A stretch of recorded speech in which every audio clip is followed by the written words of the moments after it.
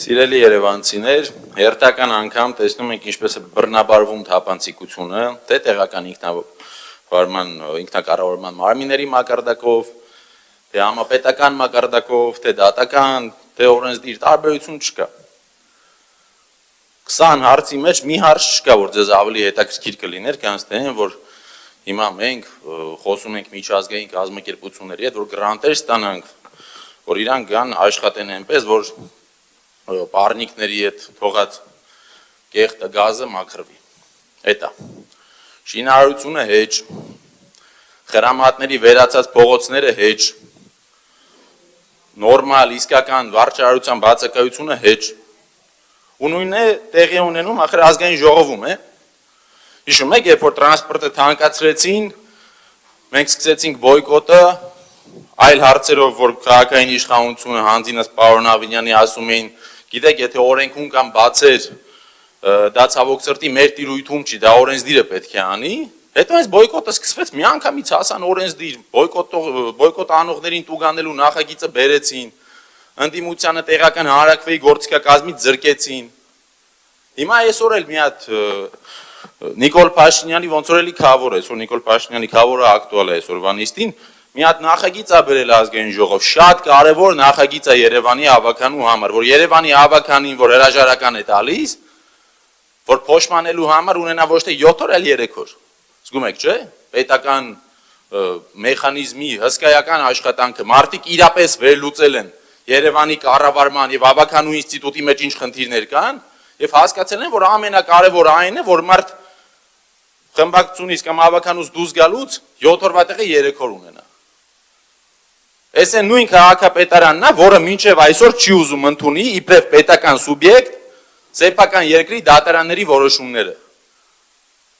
Երբ որ դատարանի որոշումը վկայակոչում է նրա մասին, որ Երևանցուց գողացվել է 1 միլիարդ 400 միլիոն դրամ, տվյալ վճիռը օրինական ուժի մեջ չի մտնում, բողոքարկվում է անվերջ, արդարադատություն չկա։ Երբ որ ակնհայտ է, որ ասֆալտը անում են թքած կպցրած ու 5 օր ձուն է գալիս, միանգամից սաղ փոս է դառնում, դե աղից է։ Կանադա, Չինաստան, Ռուսաստան, ընդ ոչ աղենտես է, ոչ ձուն։ Այդ որտես տարիներով է ձուն ու աղը գալիս է, բայց ասֆալտը մնում է։ Բայց այդ ասֆալտ անողները ախր ոչ ակտիվիստ են, ոչ բլոգեր են, ոչ փաստաբան են, ոչ հոգևորական, որ պոլինտան տանեն նստեցնեն առաջի օրը։ Իրանց մարդիկ են, փող են աշխատում, տուն են պահում։ Քանի այս վիճակով է աշխատում մեր քաղաքը, մեր քաղաքային կառավարումը, որով է թղթի վրա գրված սիրուն եզրույթ, որով է բան չի փոխելու։ Պարոն Գալջան, այդ ցավոք սրտի ես չեմ հավատում, որ դուք սրտացավ եք Երևանի կորչած մանկապարտեզների մասին։ Ես 92 թվի ծնունդ եմ, ճիշտ է, ես հիշում եմ, Դավթաշեն ծնվել եմ, մեր մանկապարտեզը կար գնում է, եւ ես հավատում եմ, որ շատ եւ շատ մարդիկ հաստատ գողացել են լիքը բան։ Բայց ախր խնդիրը այն է, որ դուք արդեն 8 տարի է իշխանություն եք։ Ու այս նախընտրական, այս գեղարվեստական շոուն, որ դուք հետազոտություն եք արել, ոչ թե որ դրանց դատեք, ոչ թե որ հետ բերեք, այլ որ նախընտրականից այս 4 ամիս առաջ գաք, ժողովուրդ նայեք նախկինները ինչ են արել, հետո նախկինների սաղ մանկապարտեզները կպցնենք իրար, անիֆի 10%-ը չի անի։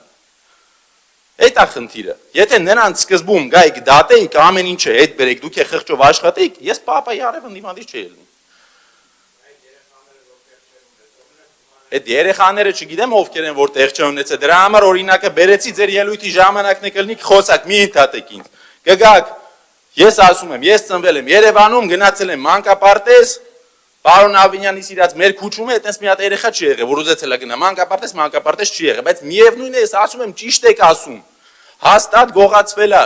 բայց եթե դուք 8 տարում չեք կարում դա հետ բերեք, դուք 10 տարի հետ մնաք, չեք կարողանալու հետ բերեք։ Դուք մի իշխանություն եք, որը Ծիծեռնակաբերդի այդ ճանապարհի 3 տարի է գնում է։ Այսինքն կառուցապատողի շինարարական աշխատանքը ավելի կարևոր պրիորիտետ է, քան թե այս քաղաքի հազարավոր մարդկանց երթևեկությունը։